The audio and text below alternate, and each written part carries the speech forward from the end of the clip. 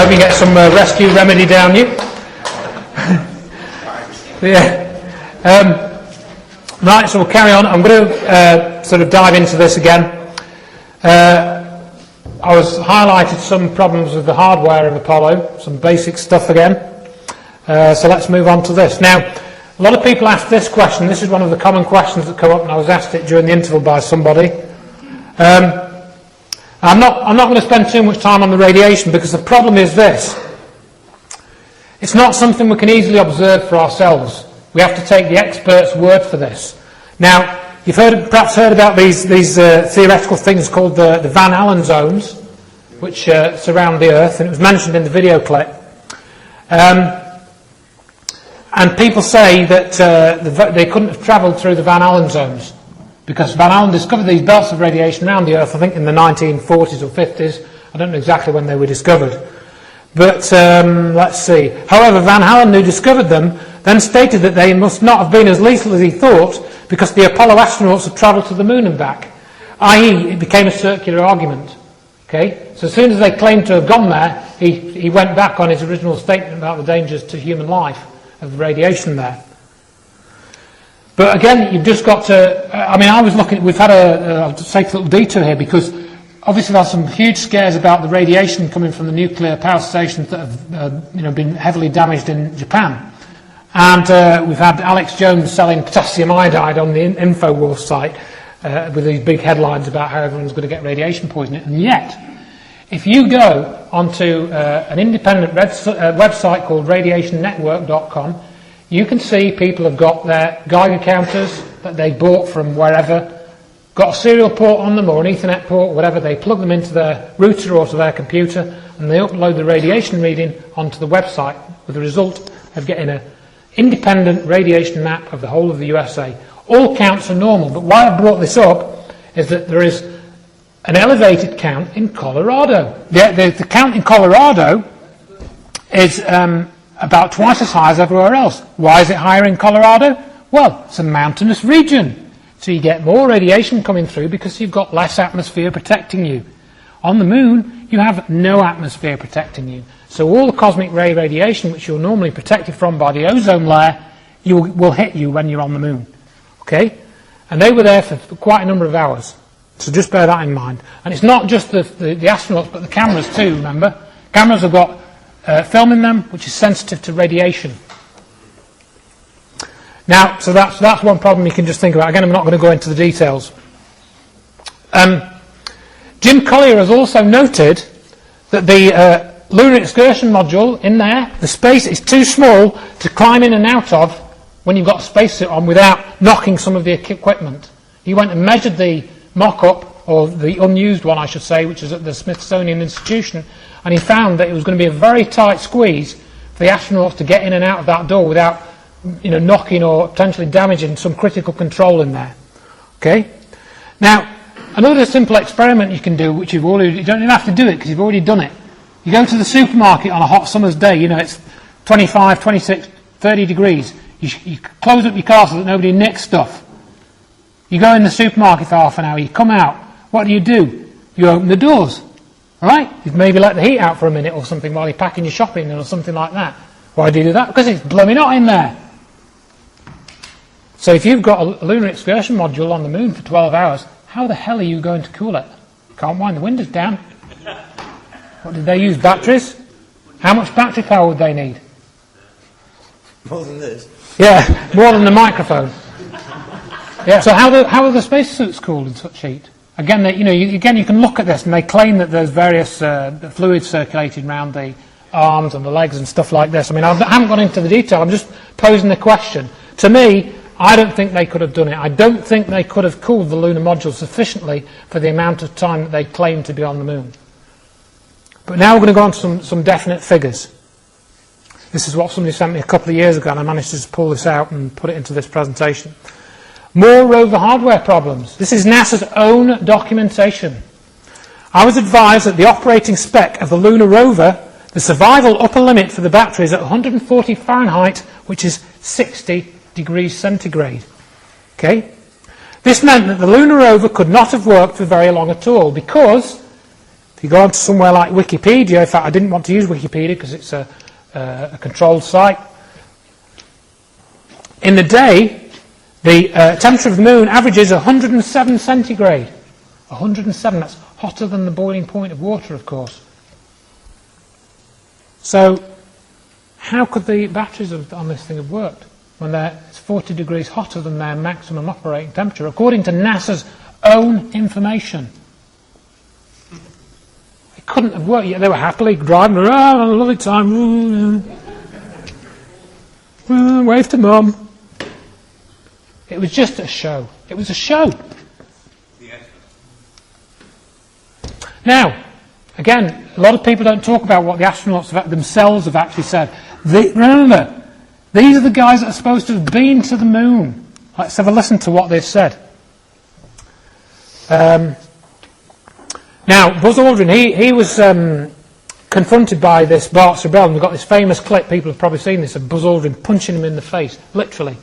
So at the start of Astronauts Gone Wild, Aldrin punched Sibrel in the face. I mean, Sibrel now regrets this incident, and I kind of, I don't blame Aldrin in one sense, because Sibrel was really bugging him, and, he was just getting in his face and stuff like this.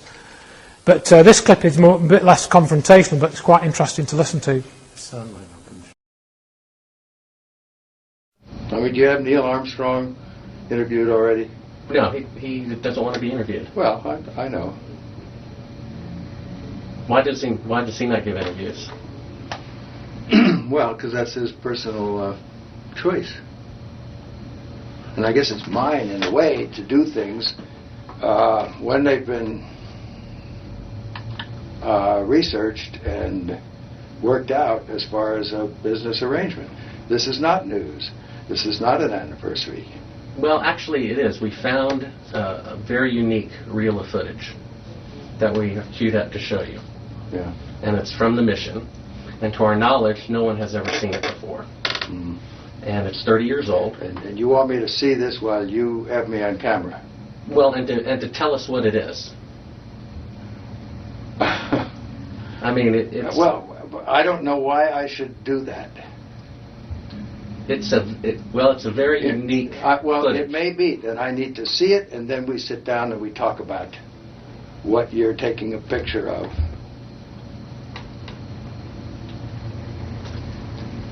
I don't see where there's an advantage in it for me to do what you're asking me to do. I see all sorts of pitfalls. What is your proposition? That we didn't go to the moon? I know for a fact that you did. Huh? I know for a fact that you did not. You know for a fact that we did not. That's correct. If you'll see, this tape proves that. Okay, well, I'm not interested in satisfying your suppositions when there's all this evidence that we did. This proves, as you see, that you were using the window to demonstrate that you were halfway to the moon when you were Turn the camera off, please. Turn the camera off. Through the other windows. You're full of shit. It shows that you're in Earth orbit. Now, if the moon is 3 days away, and this is late, on the 18th, how could you possibly walk on the moon 2 days later when this was shot on the 18th? You want me to sit in front of a camera while you're taking pictures, you're showing this, and then you want to see my reaction? I know for a fact That's that you didn't. slimy journalism. Do you realize that? If You ought to be ashamed of If you read the yourself. document that I have in here, you'll find that it's not. That this is a personal plea to do what is right. Well, we sit and we talk about things ahead of This is the time. document that you want to see. I know for a fact But that what it is you're trying to do is unethical. You don't believe that? No, I do not. Well, then we have a difference of opinion. Well, you're talking to the wrong guy. Why don't you talk to the administrator in NASA? We're passengers. We're guys going on a flight. We're not... I know for a fact that it didn't happen. And this tape would prove it in a court of law. It would. Why don't you try? Why don't you put your money into a court of law and see how people laugh at you? You want it... No one has Is your laughed. camera working? No one has laughed. And this makes you the real famous person that has discovered this and reveals all this stuff. What an ego you must have to want to propel yourself like this. That's not why I'm doing it, and God knows that's not why I'm doing it. I'm doing it for the truth to come out because I think it was wrong. You can also notice how the No, astronauts but you're doing it the wrong way. You don't mislead somebody like me to come in here. If you didn't go to the moon, that's misleading people. I'm showing you this Okay, tape. we went to the moon. We're not misleading anybody. Then how is it possible that this is the window? It's shot to make it look like. Look, you it's can far away. manufacture all you want with This these is things. straight. This isn't manufactured. Sure. You know that it to isn't. that of an interior of the astronauts at work. I believe this would prove it in a court of law that you did not go to the moon. You give Dated me- on the 18th. It proves when you remove the Will you crystal. give me your Here's business the light. card? It's all in there. Camera controls, It's all but in there. not throw light to the spacecraft's wall. Here they remove part of the crescent insert. This proves that it's the window. You can see them removing the crescent insert that you did to create the Terminator line in front You're of the so window. full of shit, I can't believe it. If you show this publicly, you're open for a lawsuit. Okay?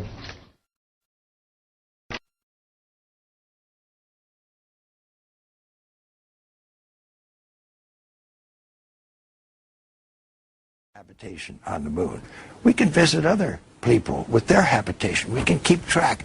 If there's something very important to be developed from the moon, I'm not sure what it is right now. And I sure think we should identify what it is for America to make such gross expenditures again for human habitation on the moon. We can help. We can join with. Together we can explore the moon and develop the moon. We should go boldly where man has not gone before. Fly by the comets, visit asteroids, visit the moon of Mars. There's a monolith there, a very unusual structure on this little potato-shaped object that goes around Mars once in 7 hours. When people find out about that, they're going to say, who put that there? Who put that there? Well, the universe put it there. If you choose, God put it there. Maybe.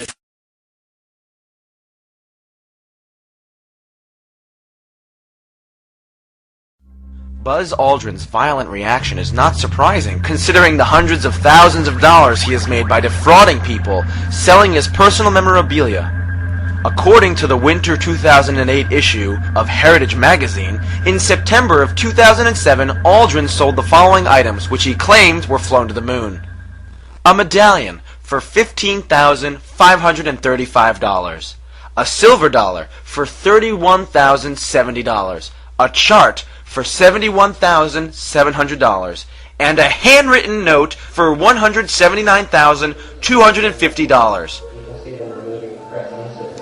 Well, that clip goes on a bit. You get the idea of it. Aldrin he's not really facing up to it. I think the interesting quote I wanted to show you there was that he said, we're just passengers, we're guys going on a flight. He didn't say to the moon. He said he should talk to the administrator of NASA, kind of pass the blame across. We've covered the Armstrong one. I think I've covered that twice, but there is more in this clip. It is estimated that in just the first 60 minutes on the moon, motivated by the tenuous nature of the circumstances, many more exposures could have been expediently taken.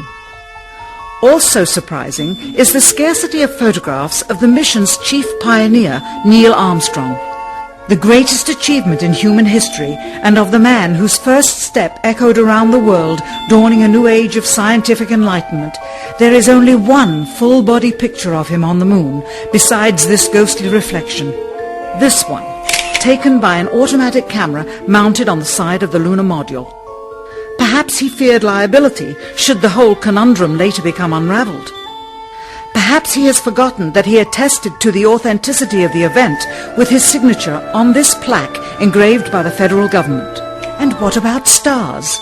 On the moon, with no atmosphere, they must have been quite a sight to behold. Yet there is seldom any mention of them, if ever, by any of the astronauts on any of the missions. Undoubtedly, creating a mural with all the constellations properly placed in the sky would have been virtually impossible to create accurately, much less realistically. A competent amateur astronomer would have been able to call attention to the slightest error in measurement.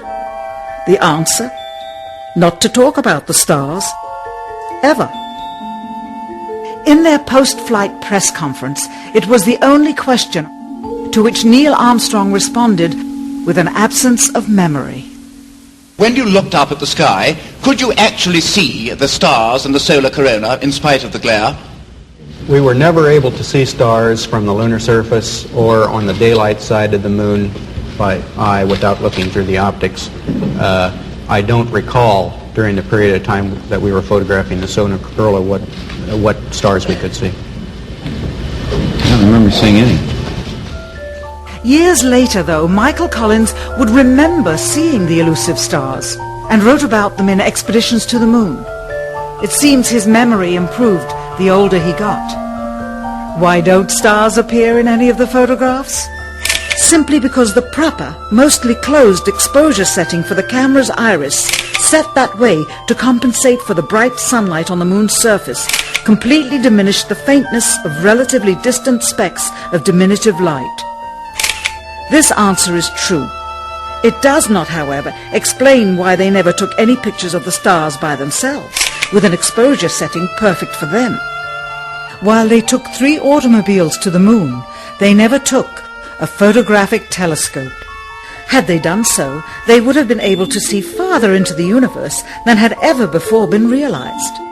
Mr. Armstrong, I do realize that when you were on the moon, you had very little time for gazing upwards. But could you tell us something about what the sky actually looks like from the moon? The sun, the earth, the stars, if any, and so on? The sky is a deep black when viewed from the moon, as it is when viewed from cislunar space, the space between the Earth and the moon. The Earth is the only visible object other than the sun that can be seen, although there have been some reports of seeing planets. I myself did not see planets from the surface, but I suspect they might be visible. The Earth is quite beautiful from space and from the moon. It looks quite small and quite remote, but it's very blue and covered with white lace and of the clouds, and the continents are clearly seen, although they have very little color from that distance. What about the sun? Do you see any trace of the corona?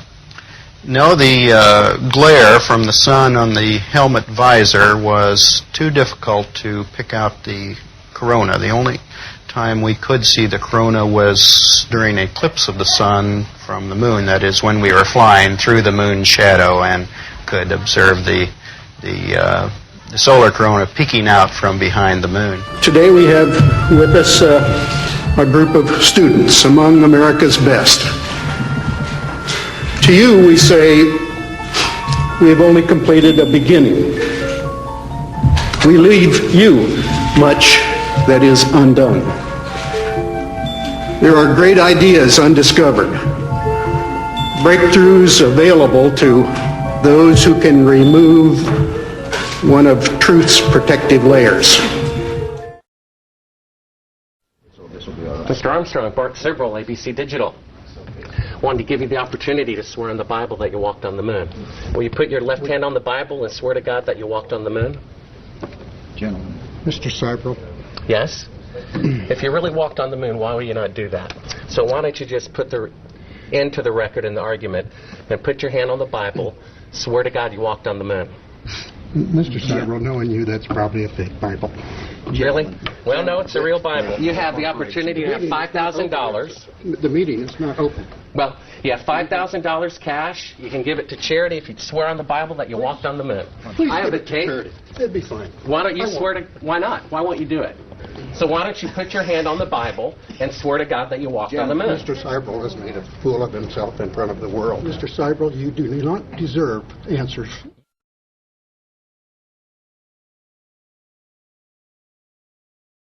The pictures that came back were quite remarkable. What did it look like to you, to your naked eye? It's a brilliant surface in that sunlight. The horizon seems quite close to you because the curvature is so much more pronounced than here on Earth. It's an interesting place to be. I recommend it. You said once to a reporter, how long must it take before I cease to be known as a spaceman? Why did you make that comment? I guess we all like to be recognized not for one piece of fireworks, but for the ledger of our daily work. After Apollo 11, Armstrong hung up his spacesuit and never felt the need for an encore. For 8 years, he taught engineering at the University of Cincinnati, surely their only professor who'd walked on the moon. Did you ever imagine that 5 years after first going to the moon that we'd abandon the Apollo program?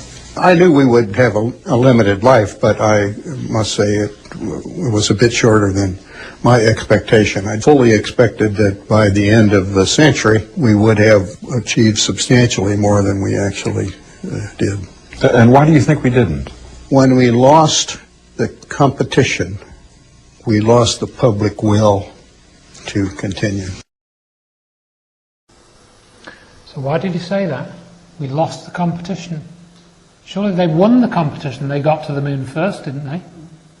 So that's a very strange way of saying that they won the competition, that we actually lost it. Again, when you see that whole TV special on Armstrong from 2005, you might not really think about it much, but when you pick out certain statements like that, very peculiar. Notice how he doesn't really describe much about what happened to him on the moon. He doesn't describe much of his experience. It's very sort of glib and not very detailed. Very, very strange. And I learnt something in that documentary, which I mentioned to somebody in the interval. In 1994, Armstrong's marriage of, I think, sort of like 28 or 30 years ended. I think he was under a lot of pressure in 1994, which was maybe why he was thinking about blowing the whistle. Just picking out the quotes from the video clip there. I guess we'd all like to be recognised for, not for one piece of fireworks, but for the ledger of our daily work. Apollo was a piece of fireworks. It's a very odd expression to me. Again, you can't, on its own, this maybe doesn't seem sort of pretty innocent, and not very, convincing or anything, but when you add it all up, it's weird. We've covered this. I don't remember seeing any stars of what he said in the press conference clip that you saw a few minutes ago. But then this quote from the book Carrying the Fire, which was published in 1974, "My God, the stars are everywhere, above me on all sides, even below me somewhat. The stars are bright and they are steady. Of course, I know that a star's twinkle is created by the atmosphere, and I've seen twinkle stars before in a planetarium, but this is different.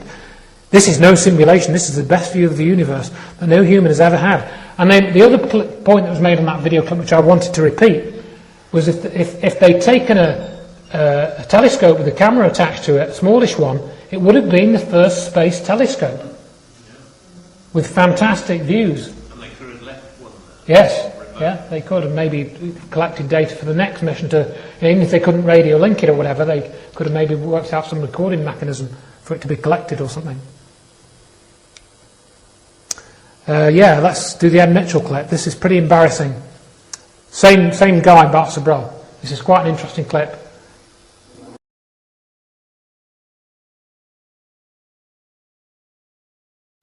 If you're going to press me on this, I'm not going to talk to you anymore, because I won't pursue this. All of this attempt to say the Apollo programs were fake is just sheer nonsense. And you can talk till hell freezes over, and you're wrong. Okay. Well, would you affirm... I won't continue on this line. Would you swear on the Bible that you walked on the moon? You bet your sweet ass. Okay. Put your left hand on the Bible. Put your left hand on the Bible. Raise your right hand. And say, "I, Edgar Mitchell." I, Edgar Mitchell. Affirm. Affirm. Under penalty of eternal damnation. I don't believe in that, but if you penalty of eternal damnation. That I walked on the moon on Apollo 14. That I walked on the moon on Apollo 14. Well, you're the first astronaut to do that. We asked 6 other astronauts to swear on the Bible, and they refused to do it. Well, I don't particularly like to take oaths like that either, because I don't accept the Bible as the gospel of anything except a historical record. But we did go to the moon. You bet your sweet ass we went to the moon. Okay, turn off the camera. Your interview is done. I've given you all the time I'm going to give you. Okie dokie. Good to meet you. I don't say it's a pleasure. I understand. Please get your ass out of my house. Okay. And you came here under false pretenses, and I think you're an asshole. Well, and if you continue this, And if you press us, I will personally take you to court. I hope that you do. I invite you to. I'm going to give you my card so you can arrange that. And I'm encouraging you to arrange... You're frankly not worth it. No, we have you on the record saying you'll take me to court. I hope you do. Because we have proof that would prove it in a court of law that Apollo 11 didn't go to the moon. And I think it's something that you should see. I don't say that lightly, believe me. I don't say it lightly. You have joking, sir. People can have fun. And maybe do that if they feel like they want to have a little fun on a trip to the moon. As an independent producer... Okay, we're heading out. Doing that is against moral ethics. Lying about going to the moon is a satanic lie of gigantic proportions. I don't hit people, but you're going to be on the deck unless you get... I'm heading out. I appreciate it. And get the hell out of my house. You'll get that gun and shoot them at them before they get out of the office? We have a video camera running if you want to do it. Right. That would be great footage for us.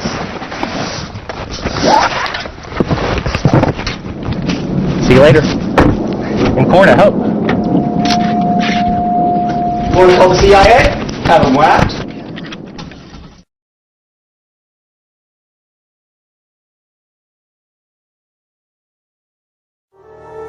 Until the current period, or until the last 30 years. It was conventional wisdom, both in science and theology. We're alone in the universe, the single repository of life, anywhere in the known universe. Well, no one believes that anymore.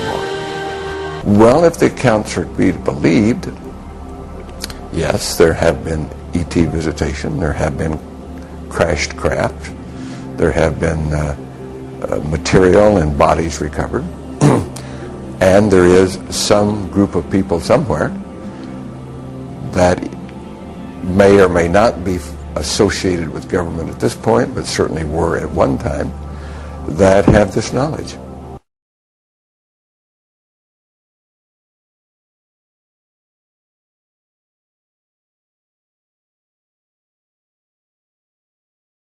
We are now joined by a distinguished American in West Palm Beach, Dr. Edgar Mitchell, the Apollo 14 astronaut, sixth man to walk on the moon.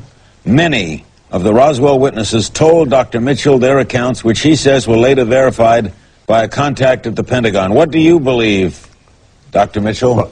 Well, I can say, Larry, I have no first-hand experience, but all of my experience comes from what I call the old-timers that at some point in before they passed on, and these were folks all gone now, and because I was who I was, because I'd lived in the area, I grew up in the area, and because I was an astronaut, some of them wanted to get it off their chest before they passed on, and I happened to be selected to hear their story. And all of them, as I heard some of the earlier testimony, all of them were under very severe oaths and fear and penalty for talking, but they did want to talk. I happen to have lived in the area, and and I grew up in the area, and my family had farming and ranch holdings and farm machinery holdings. We knew many of the people, including the ranch where this was discovered, and in spite of all of the security oaths, etc., the talk in the community was of what it was, that it was a alien craft, and that survived all of the other stories and all of the other oaths and so forth. It was there for a long time. I happen to have lived there. As a matter of fact, Robert Goddard, the father of American rocketry, his farm was right down the road from ours, and I walked past his home every day going there. So I feel fairly well informed on all of this. And like some of your earlier witnesses, Larry, whose fathers talked to them or whose parents talked to them, and they were involved, we heard the same thing. We knew it. It was not really covered up. And so these stories did get out, even though the day after the official announcement had come out in the Roswell Record, in the newspaper, and was refuted the next day, there was a lot of snickering and laughing going on about what in the world's going on here.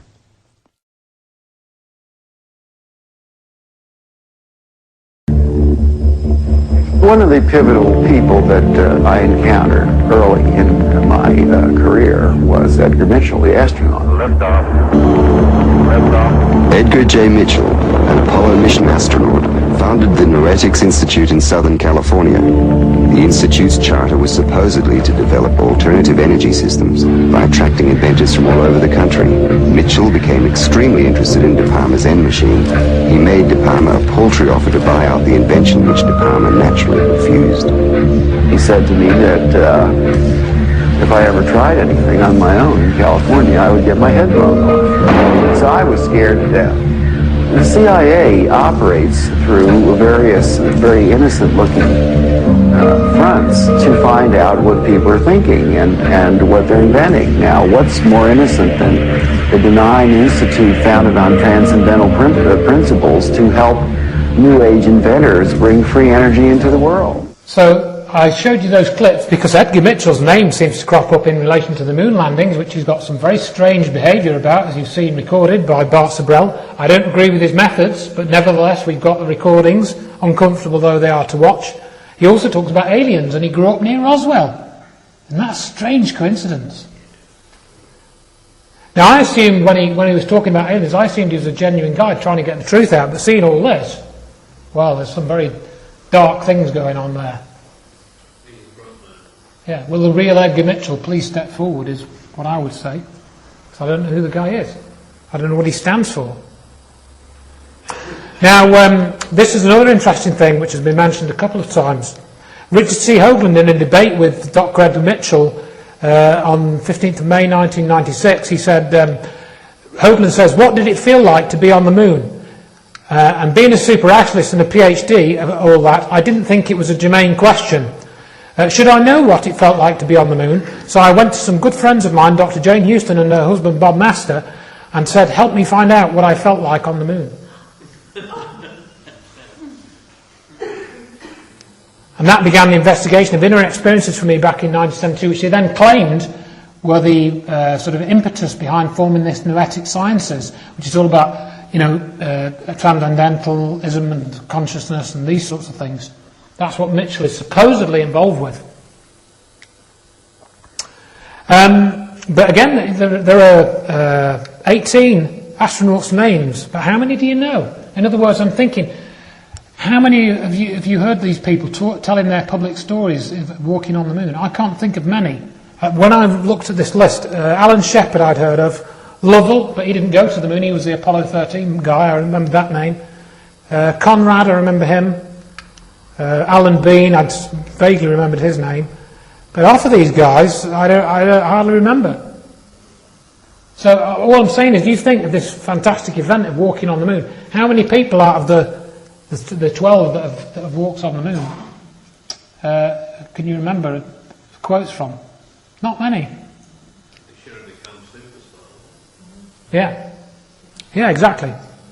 And some of them have committed suicide and stuff. I haven't researched all the stories. I think Aldrin became an alcoholic for a while. I don't know if that's true or that's what I'd heard. But let's just. Anyone seen Capricorn 1? Yeah. Very interesting film. If you haven't seen Capricorn 1, get it out and have a watch. About faking a mission to Mars. So who made the hoax films? Well, somebody must have made. If they were hoax, somebody must have made them. They didn't just come out of thin air. Now, that's right. Very strange documentary called Dark Side of the Moon. I think it was made in either 2002 or 2003, and I've got this on one of the DVDs, but I've sold out tonight. It seems initially to present evidence that Stanley Kubrick was involved in the hoax footage. Well, we don't know. In 1968, Space Odyssey, a very expensive movie, remember, was released, showing incredible for the time effects and sets on the moon. This is a whole other story, by the way, behind this film. I've got a little bit of it here next. Dark Side of the Moon, this documentary, states that Kubrick needed a very special type of camera for the film Barry Lyndon, a historical drama. I've not seen this film myself. I must get it and watch it. And NASA was the only group that had one with the right optics, so that it could film in candlelight without having to use special lighting, because it had a very fast lens. In exchange for use of the camera, it was implied that Kubrick worked for NASA on the fake moonshot. And the film features intimate footage with General Haig, Rumsfeld, Henry Kissinger. This is Dark Side of the Moon, not Barry Lyndon, of course. It's very strange. They're laughing and joking. It's a really weird film, apparently made by some French filmmakers. At the end, many of the whistleblowers who said, oh yes, we faked it, are unmasked as actors. It's a very strange film. Very strange film. It's on Google Video, I think, still. Now, I was reviewing this documentary when I was compiling this presentation, and I found an interesting thing around 35 minutes 22. The documentary claims that there was an agent, and he had 2 undeveloped photos taken in a film studio of the Apollo missions. This is what's shown in this documentary. I've got a clip. Let's see if it'll play.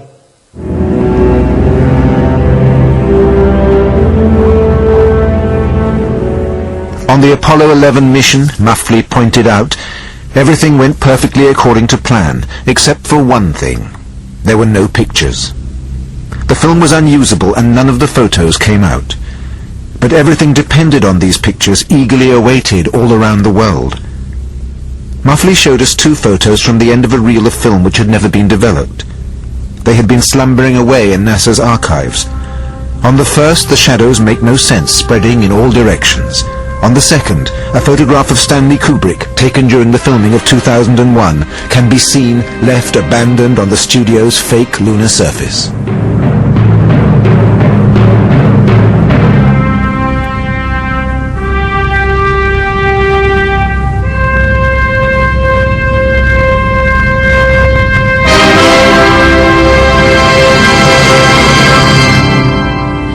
So I'm looking at that picture, I'm thinking, I've seen that picture somewhere before, I think. Oh look, it's the picture that I showed you earlier in the presentation, the photo of Charlie Duke. So somebody who was making that documentary took that fake picture, which we know can't be real, or where it was taken can't be real because it would have curled up in the temperature on the moon as I showed with the oven. And they superimposed an image of Stanley Kubrick. This is an identical shot. So what are they doing with this documentary? Why are they taking a claimed NASA picture and overlaying an image of Stanley Kubrick onto it and putting it into this documentary? Somebody's going to a lot of trouble to create this story. So it's a hoax to cover up a hoax. Very strange stuff. You've got to watch the whole documentary. I've just given you a very brief sketch of it. Well, whatever. Now, this is something I came across more recently. Other people in the room may be much more well versed in this than I was. Stanley Kubrick with his eyes wide shut because of The Shining. If you haven't seen Eyes Wide Shut, watch this film. It is a very, very interesting and strange film. And The Shining is also very strange. Yeah, it is scary. It was filmed in 1980, some years after Apollo. It's a disturbing and somewhat perplexing psychological thriller about a man who goes mad when he looks after a hotel in the mountains during a long winter shutdown. It's called The Overlook. It has nothing to do with Apollo at all. Nothing to do with it. Now, on his website, Jay Weidner, I should say, provides a detailed discussion of the film and notes a key scene. As Danny, Jack's son in the story, stands up, the answer is revealed in an instant. Danny is wearing a sweater with a crudely sewn rocket pictured on the front. On the rocket, clearly seen on Danny's sweater, are the words Apollo 11. The audience watching the film literally sees the launch of Apollo 11 right before their eyes. As Danny rises from the floor, it isn't the real launch of Apollo 11, it is, of course, the symbolic launching of Apollo 11. In other words, it isn't real. Eyes Wide Shut, another dark Kubrick film, which features several scenes about satanic rituals in groups within high society, was released at Kubrick's insistence on July the 16th, 1999, exactly 30 years to the day that Apollo was launched. Kubrick died on the 7th of March 1999, apparently 4 days after the final print of Eyes Wide Shut was delivered, but apparently it was re-edited. His films seem to be filled with much hidden meaning, and they could be disclosed. I've just got this very brief clip from The Shining, if this will play. I've taken the music off, it's got some scary music, it's only about 10 seconds long. But it's so you can see this, so you know that it's actually in the film. And basically what is said, that what Kubrick agreed to film the moon landings. This is a story in mythology.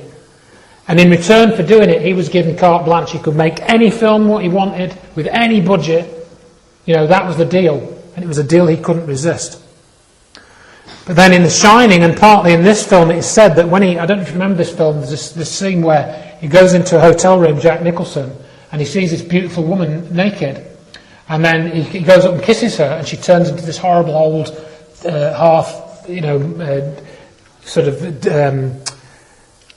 she's basically like she's been dead and decaying.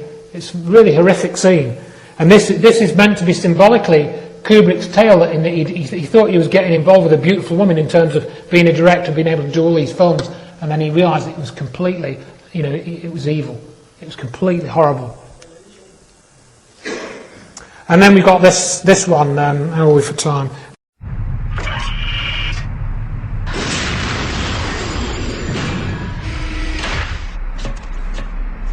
That's one small step for man, one giant leap for mankind. Oh boy. Houston, we have a problem. Oh, jeez. You drank a Red Bull. Red Bull gives you wings. What should we do? Well, nothing. Come back to Earth and we'll shoot the whole thing in the studio.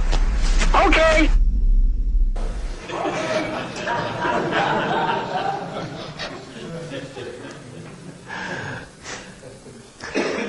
What are the reasons for the hoax? Another common question. I think somebody was asking this in the interval.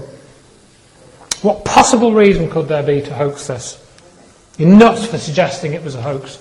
You've heard all these things. Now, those that were committed to supporting Kenny would need a get-out card when they realised that Gus Grissom was right and they were not technically capable of the feat. So they had to have a backup plan when they realised that the Apollo missions weren't going to work. So that's the reason for hoaxing it. When they realised that technically it wasn't going to be possible to get to the moon, they needed to hoax it. But I think, as my brother said to me, that the whole NASA program was done to take attention off the war in Vietnam. Whether it's hoaxed or not, I think that's true. Fuel the Cold War well, yes. Make America look good. Well, America looks fantastic in the 60s and 70s. Apart from the Vietnam War, of course, apart from that. Now, as I was saying to somebody, I think one of this was another thing. Soak up the burgeoning interest in space travel and make sure it was absorbed into programs which would achieve little. Only Earth orbit for manned flight, which is all that's ever been repeated since. Remember, we've never been beyond Earth orbit since 1972 with a manned craft. Money for black programs. It's all driven by the military-industrial complex. That's a big reason for the Apollo hoax. Money for black programs. Well, the space shuttle was designed to military specifications. Yeah, of course, and we know there were secret military missions even for the space shuttle, but they had their own launch facility at Vandenberg Air Force Base, space launch facility, not spoken about very much. It was a great experiment in social engineering in the USA. It built confidence in technology, for example. Probably it's contributed to people's wider acceptance of technology as a general idea, social engineering. It was great it was a great tryout for using TV power to make people believe what I consider to be a huge lie from the evidence that I've shown you. The high created that can then now be played off against the low created when people discover it was a hoax. And I think this is a conscious energy extraction process that's going on. This is a bit like what Rick Clay talked about in 2005 when London got the Olympics on July the 6th and then the bombings on 7/7. The high and then the low. Did the Russians collude with this? That's next. It's next. Here you go. Look at the screen. Pay attention now. Russians would surely have found and blown the whistle, wouldn't they? Of course they would. It was revealed in 1999 in the BBC Horizon programme. Yuri Gagarin did not land in his capsule. It's on the BBC website. Disoriented, Gagarin failed to follow instructions from ground control. Though told not to eject too early, he did. And from an undetermined height, deep in the countryside, the tractor driver did blah, blah, blah, blah, blah. You're coming down in this spacecraft, it's been red hot on the outside. You're going to undo the bolts and climb out. Really? Is that what you're going to do? The go-ahead for manned flight had been given to Korolev at the end of 1960, and so he prepared his cosmonauts for the first manned orbit of Earth. At the climax of these preparations, the world was to see the images of a smiling young Yuri Gagarin boarding the bus that took him to the launch site, a accompanied by his backup cosmonaut and staff from the Baikonur Cosmodrome. History in the making, for we were under the impression that these were news images from the Soviet Union, and we didn't question the fact. Why should we? The Soviet Union would enjoy beating the USA into space, and therefore we were absolutely certain that these events were and are recorded for posterity as they happened. Well, that turned out not to be the case. Our research has found that few of the film images of Gagarin's space trip were shot at the time. It seems they were pre-filmed during several different sessions over an extended period.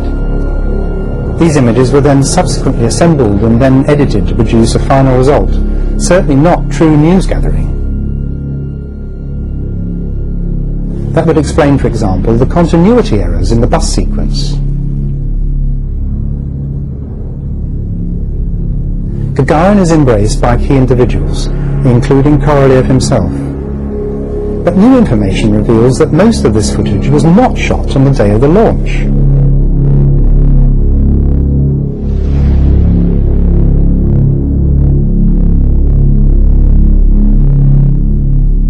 Gallantly waving, Gagarin enters the elevator to ascend to the rocket launcher and the Vostok capsule.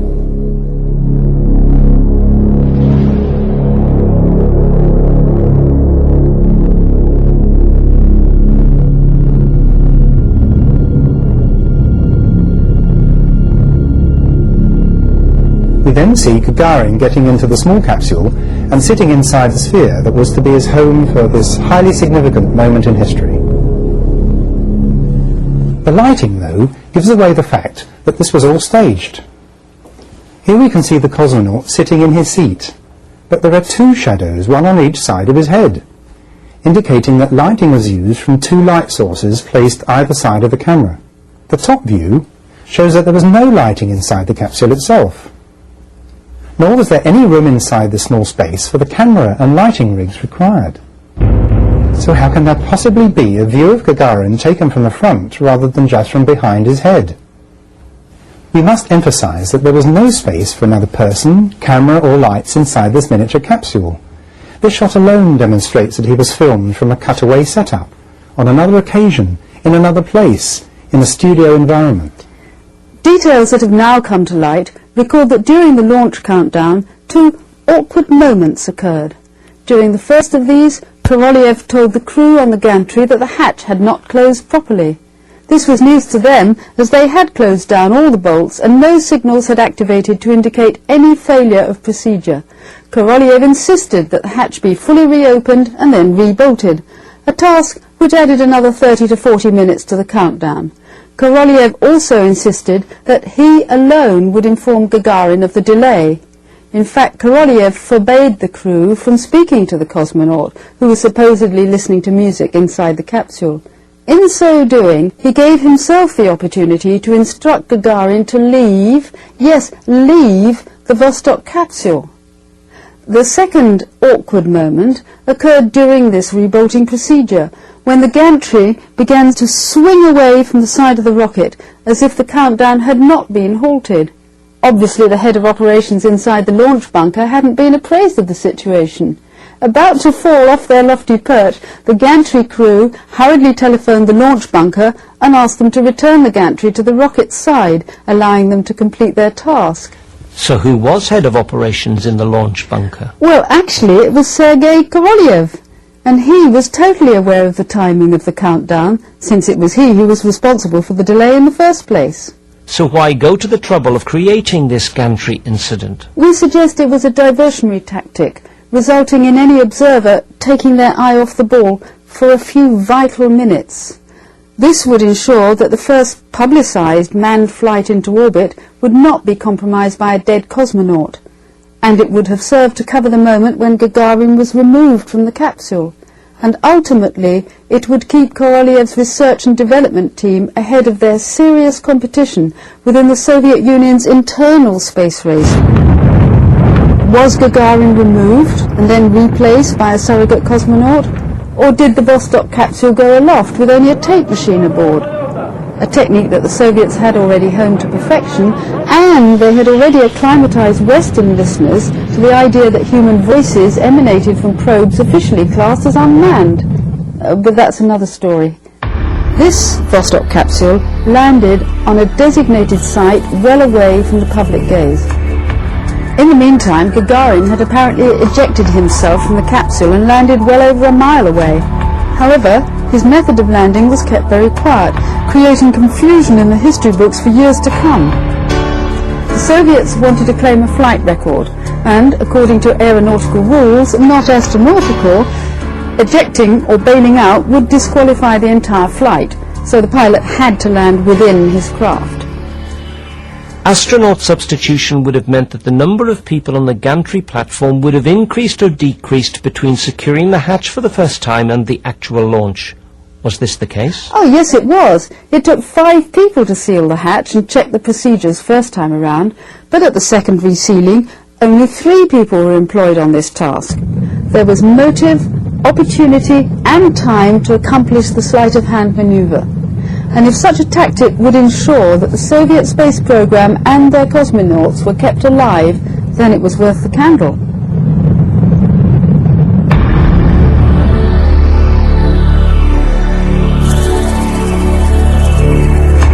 Lord Bruce Gardine was at that time a journalist with the London Financial Times, and until his death expressed grave doubts about the validity of the Gagarin flight. Throughout the spring of '61, he'd been in the Soviet Union and was in Moscow alive with rumours about this event, from April the 6th until his departure. On his way to the airport on April the 11th, he was informed by his very well-connected minder that according to his sources, the flight had already taken place that morning. The source of this information had been none other than the chairman of the Soviet Committee of Sciences. Bruce Gardine, travelling in Germany the following day, was then very surprised to hear the Gagarin flight being announced live over the East Berlin Airport tannoy system. Back in England, Jock Bruce Gardine established that NASA initially denied all knowledge of the Gagarin flight on the 12th. This statement was later corrected by the White House. But were the Americans, in fact, fully aware that the Soviets did not launch a craft on that day, April the 12th? No one's denying that the Soviet Union put the first man in space, but was that man's name Yuri Gagarin? So there you go. They were in on it. The whole thing was stage managed as far as I'm concerned. Now, of course, some questions are harder to answer, some are easy to answer, some are harder to answer. These are some of the ones that are harder to answer. But any lack of definite answers does not affect the other evidence that we've seen so far. The lunar rovers being of one specification which could never have worked, cameras which didn't suffer from radiation, air conditioning that was never fitted and apparently never needed for extremely hot temperatures. So whatever questions you can come up with do not affect that evidence. Don't forget that. There's ones like this, The Role of the Dish. Remember the film The Dish with Sam Neill from, I don't know, mid-90s I think it was made about this. They had this sort of dish out in the sticks in Australia, and they were the only guys that were going to be able to pick up the Apollo transmission, apparently, from their location because of the relationship of the position of the moon and the Earth. But apparently there are what are called test and simulation satellites which were sent up as part of the early Apollo missions, and these simulated radio communications coming from space. You can go and look them up if you want. So this idea of radio coming from space doesn't necessarily mean that the original signal was coming from space. It could have been beamed up to the satellite and then come down again. And we would have been none the wiser. And as I said earlier on, what were the people in mission control actually watching? Well, perhaps they were watching a simulation. How would they know? And in the case of the first moon landing, the TV companies could only film off the screen in mission control. They weren't given a separate TV feed. They had to bring their cameras up and film in front of this dodgy screen they had up. And they started to complain about it. What about the moon rock? Well, some people have noted how von Braun set up a mission to collect meteorites from polar regions. Easy to find there because it's all white. And yes, the moon rocks themselves. That proves they went, doesn't it? It is my understanding that many of the moon rocks were actually ground into a fine powder in many cases and distributed around the world to the various scientific institutions. A few are on display in museums with captions saying, "Here is a rock from the moon." Would you know any different? I wouldn't. How many people would be able to tell if the caption was accurate? In at least one case, we know that the rock presented is fake. Well, actually, I've got that on the next slide. Right, I'm going to, before I go on to the fake moon rock, I think I've put this in the wrong place, but it doesn't matter. I'm going to have a very brief musical interlude with a bit of a personal story. Because people usually bring this song up, the REM song. Martin Luther King in the game of life. Andy Kaufman in the wrestling match. Monopoly 21 checkers and chess. Mr. Fred Lassie in a breakfast mess. Let's play Twister, let's play Risk. I'll see you in heaven if you make the list. Now Andy, did you hear about this one? Tell me, are you locked in the pond? Andy, are you goofing on Elvis too, baby? Are we losing touch? If you believe they put a man on the moon, man on the moon. If you believe there's nothing up this sleeve. So I don't know if you were reading the text while that was playing. I didn't know what that song was about, so I had to do a bit of research. It's actually about Andy Kaufman, who used to be in the popular show Taxi with Danny DeVito all those years ago, if you remember that. And what was his name? The guy who played the professor in Back to the Future. Trying to remember his name. But anyway, why I think REM made that song was Kaufman was a very weird guy, apparently. And he talked about faking his own death. And when he died at 35, a lot of people believe that he hadn't actually died because he was so weird, and he talked about faking his own death. And he noticed there was actually a snatch of Elvis in that song, which I'd never noticed until finding this out. And he said, well, there's something with that going, hey baby, that was somebody doing an Elvis impression, which is what Andy Kaufman apparently used to be an Elvis impersonator. And then again, of course, there's the stories of Elvis's death being faked and all that. So REM wasn't specifically about the question in the moon landing, it was about Andy Kaufman. But now I've got a bit of a personal story. My brother was responsible for bringing REM to the UK.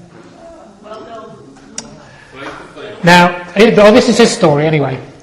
He was actually in the USA while I was at university. He was also in university, and he went on an exchange visit to Maine in 1984. And the REM's first album came out in the US, and it's called Don't Go Back to Rockville. And my brother asked somebody who it was. They said it's a new album by REM. He bought a copy, sent it to his friend Hodge in the UK, and he sent the tape round, and the rest is history, and mega books for REM. So there you go. Sorry? That's it, thank you. Yes, Christopher Lloyd, I couldn't remember his name. Yeah, thanks. Christopher Lloyd, he was fantastic, brilliant. So I now go on to... have we had the disclosure of the... Well, this came out in August 2009. This was the slide that was before the musical interlude. Not many people talk about this. People that I wrote to about photographic anomalies wouldn't respond to stuff like this. Fake Dutch moon rock revealed. This story, here we go. It was given to former Prime Minister William Drees during a goodwill tour by the 3 astronauts. And here it is, with a plaque with it. At one point it was insured for $500,000. And it's actually a piece of petrified wood.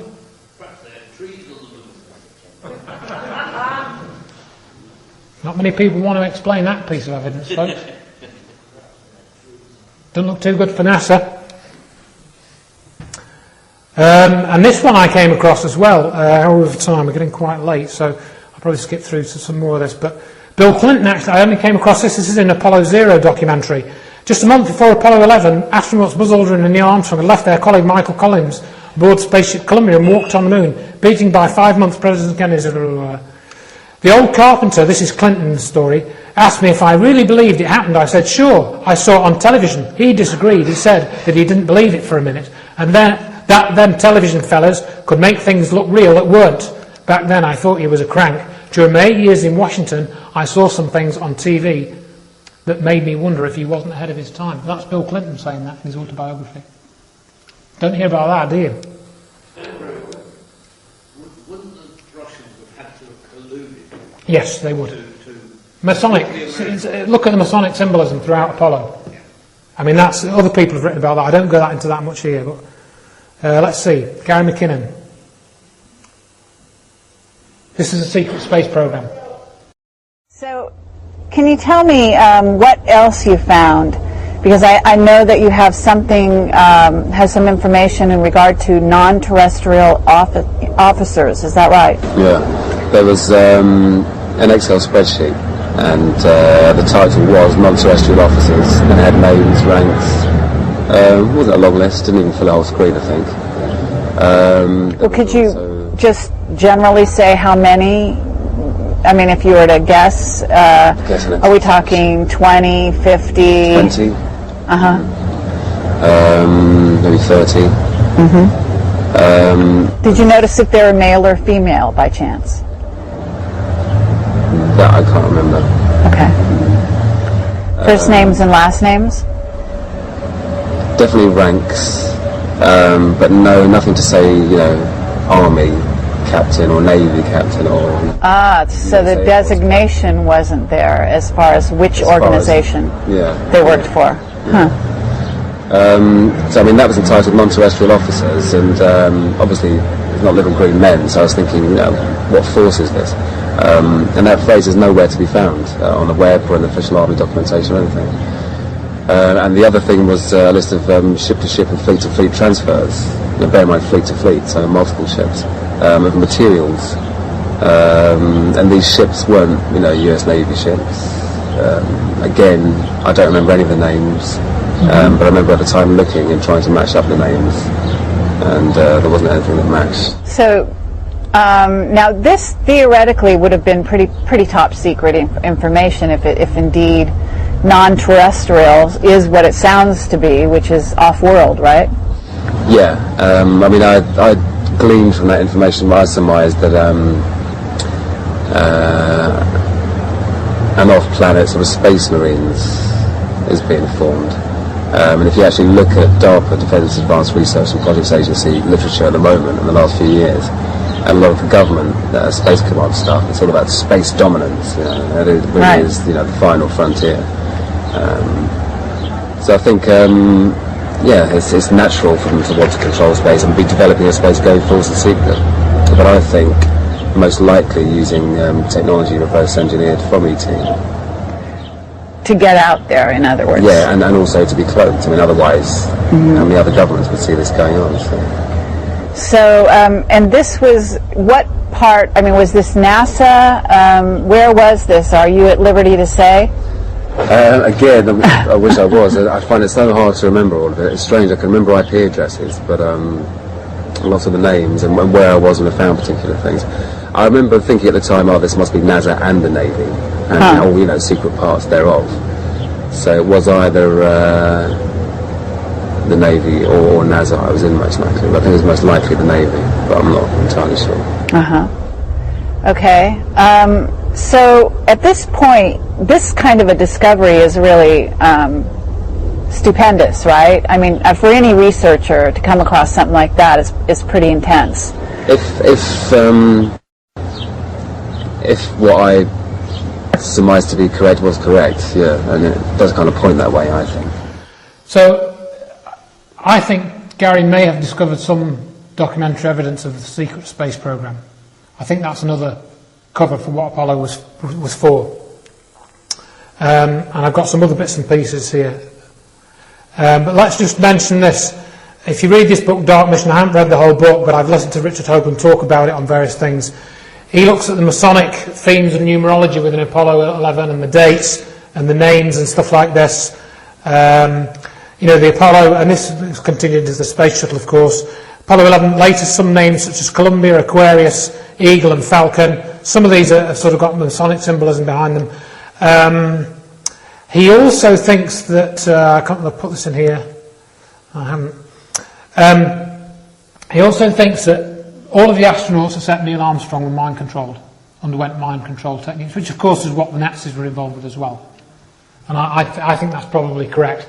It accounts for Edgar Mitchell's very, very odd behaviour, very odd, and some of the others too. Secret space program. This colonel is a real warrior type guy, and he had a degree in plasma physics. And he was also a consultant to NASA, and he was a consultant to people out at the Palos Verdes nuclear power generating station just 50 miles west of Phoenix. And there were a couple of things that he mentioned. And I went up directly to him to ask whether he had ever worked in underground facilities. And I asked him this cold, and he just looked up at me and said, "Which one?" I said, "I don't know, you tell me." And he said, "Well, I used to ride the Lev." I said, "Pardon me?" I said, "What did you say? A Lev? Do you mean a mag Lev?" And he said, "Yeah, mag Lev." And then he started raving about how Clinton knew nothing about this, and Clinton wasn't a military man, and he had no need to know about what was going on underground. And he said the entrance to the system that he took was into White Sands Proving Grounds. The other thing he said was there was a base on the moon. I find that quite astounding.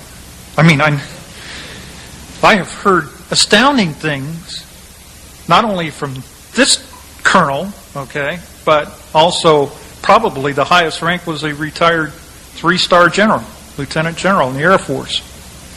And he knew another guy that I was in contact with, and this other guy claims that he worked 7 years on the U.S. anti-gravity program. And if a fraction of what he told me, and I've got it tape recorded, is true. Whoa. What a sham the space program is. Because there's another space program going on. A secret space program. And that's what I was attempting to find. In fact, you don't have to go too far to find that there is some secret space programs going on, because they had their own shuttles and their own astronaut crews right out here at Vandenberg Air Force Base, unbeknownst to everybody, and they scuttled a $5 billion facility that was housed there at one time. That was back in the 80s. But the kind of space program he was talking about is using a spacecraft that can leave the bounds of our atmosphere and travel to the planet Mars at 0.8 C, 0.8 the speed of light.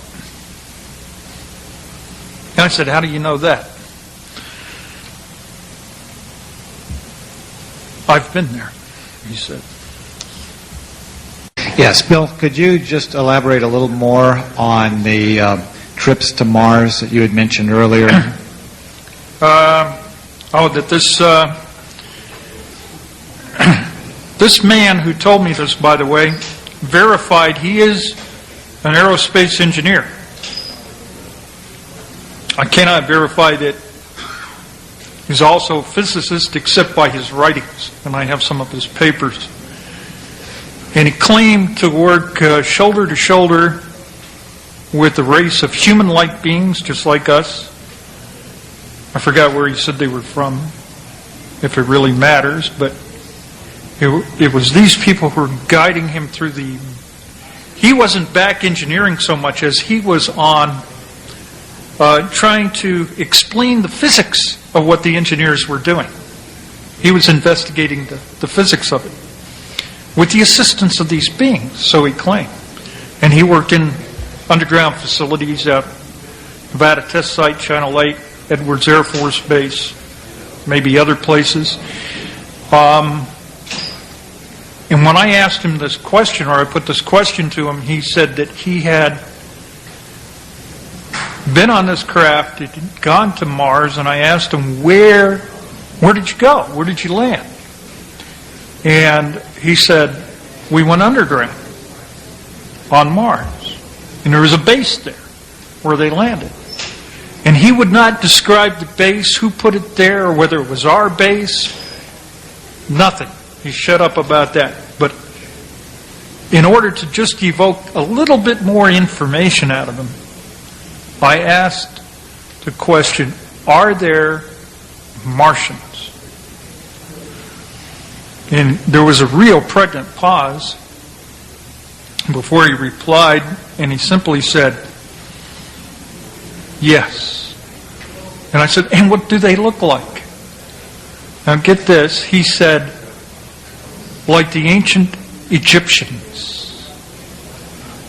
Now there's a book out, I find this fascinating, by Graham Hancock, just recently put out, about the connection between the planet Mars and Egypt.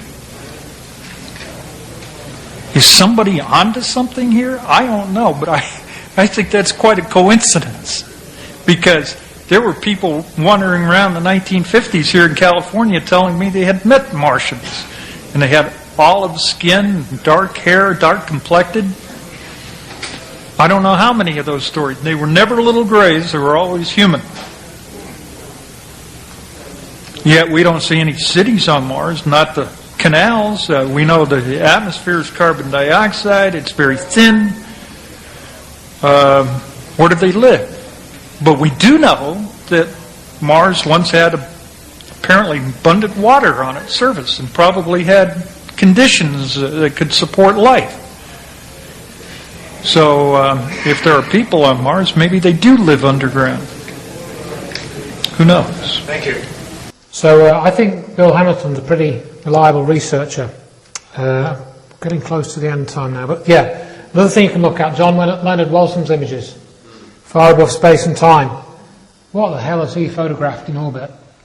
They're bloody big, whatever They seem to be very big, yeah. Yeah. I have a friend who's in his 60s now, and he lives in Washington. And he says that his father was working in the 1950s on space platforms. I've nearly finished now, so we'll do the question and if anyone's got left. Well, I think there's mucky fingerprints all over the Apollo record, frankly. Trail of fakery, possible murder, lies and deception seems to be apparent. If the astronauts went to the moon, it wasn't atop a Saturn V rocket, I would say. The lunar rover is perhaps, lunar rover perhaps shows up some of the most glaring difficulties in the Apollo record, I would say. It's very difficult to see how that could have really been there doing what they claimed it did. We have very few photos or video sequences where astronauts are clearly recognisable on the moon. Except for this one. This is one of the few. But you probably don't know Jack Smith, if you pardon the pun. Because I'd never heard of him. I'd never heard of him. And that's him. How many pictures have you seen with the visor clear so you can see the astronaut's face? That's one of the few. I think there's maybe one or two others, but I haven't looked at all the pictures. Many people need to defend the hoax because, like the official story of 9/11, uncovering it undermines our ideas about democracy and who is really in charge. That's another reason people have this social need to believe they control their own destiny in society. The Apollo hoax proves that you don't control your own destiny in society, not on the big questions at least. And it's the creation of a mindset. That's one of the reasons for the hoax. Black programs, as I said before. So I think that's what it's all about. And as I say, you've got these other things. There's various books. NASA Moon America, that's hard to get hold of now. I think that's out of print. Funny thing happened on the way to the moon. Astronauts gone wild. Did we go to the moon, which is on YouTube, Google video. Dark Side of the Moon, I would recommend watching that. Apollo 0, that's a good sort of summary. And there's a series called Moon Faker by Jarrah White. And all the people who are supporting the Apollo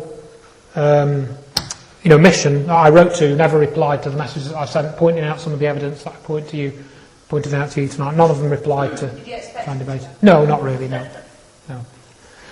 So there you have it, folks. That's the end. Thanks, it's late. I'll take questions. I think one guy at the back's got questions, so.